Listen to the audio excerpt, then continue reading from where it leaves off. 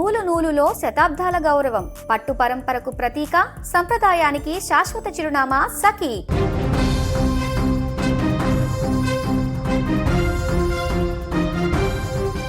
మధ్యాహ్నం వరకు ఎండ సెగతో ఉడికిపోయిన తెలంగాణ ఒక్కసారిగా చల్లబడింది. భాగ్యనగరంతో పాటు పలు జిల్లాల్లో వాతావరణం అకస్మాత్తుగా మారిపోయింది. బానుడి బగబగలకు బ్రేక్ వేస్తూ వరుణుడు ఎంట్రీ ఇచ్చాడు. నగర వ్యాప్తంగా వాతావరణం ఒక్కసారిగా మారిపోయింది. దీంతో నగరంతో పాటు తెలంగాణ వ్యాప్తంగా మరి కాసేపట్లో భారీ నుంచి అతి భారీ వర్షం కురిసే అవకాశం ఉన్నట్లు వాతావరణ శాఖ హెచ్చరించింది. హైదరాబాద్, కామారెడ్డి, మేడ్చల్, మల్కాజ్గిరి, రాజన్న సిరిసిల్ల, రంగారెడ్డి, వికారాబాద్, యాదాద్రి, భువనగిరి జిల్లాల్లో రానున్న 2-3 గంటల్లో తేలికపాటి వర్షం కురిసే అవకాశం ఉందని తెలిపింది.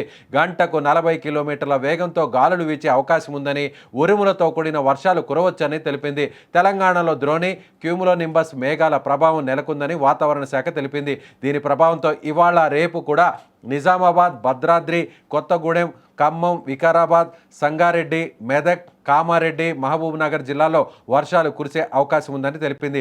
రానున్న 3 రోజుల్లో రాష్ట్రంలో గరిష్ట ఉష్ణోగ్రతలు 1-2 డిగ్రీలు పెరిగే అవకాశం ఉందని వాతావరణ శాఖ వెల్లడించింది. ఇక రేపు కూడా నిజామాబాద్, భద్రాద్రి, కొత్తగూడెం, ఖమ్మం, వికారాబాద్, సంగారెడ్డి, మెదక్, కామారెడ్డి, మహబూబ్ నగర్ జిల్లాల్లో వర్షం కురిసే అవకాశం ఉన్నట్లు తెలిపింది. రాష్ట్రంలో రానున్న 3 రోజుల్లో గరిష్ట ఉష్ణోగ్రతలు 1-2 డిగ్రీలు పెరిగే ఛాన్స్ ఉందని పేర్కొంది. మరోవైపు అకాల వర్షాలతో అన్నదాతలు తీవ్ర ఇబ్బంది పడుతున్నారు. అకాల వర్షాల వల్ల చేతికందిన పంటను నష్టపోతున్నామని ఆవేదన వ్యక్తం చేస్తున్నారు.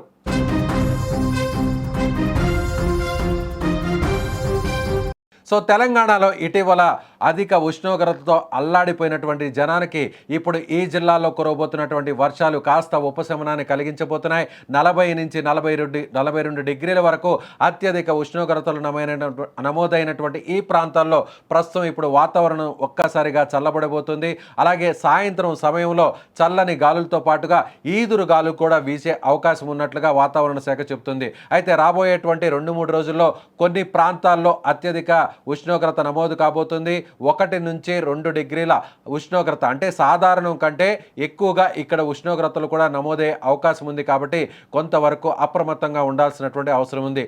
అలాగే ఇప్పటికే రైతన్నలు కూడా ముఖ్యంగా చేతికి అందినటువంటి పంటను ఆరు బయట ఆరబెట్టుకునేటువంటి క్రమంలో పంటని రోడ్ల మీద అలాగే పొలంలో కయ్యల్లో ఎండబెడుతున్నటువంటి రైతులు కాస్త అప్రమత్తంగా ఉండాల్సినటువంటి అవసరం ఉంది.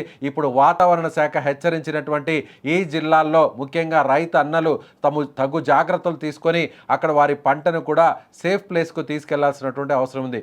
మరోవైపు అక్కడక్కడ పిడుగులు పడేటువంటి అవకాశం ఉన్నటువంటి నేపథ్యంలో కొన్ని చోట్ల అప్రమత్తంగా ఉండాలి. భారీ వృక్షాలు, విద్యుత్ స్తంభాలు, ఎత్తైనటువంటి కట్టడాలకు దూరంగా ఉంటే మంచిదని వాతావరణ శాఖ చెబుతుంది.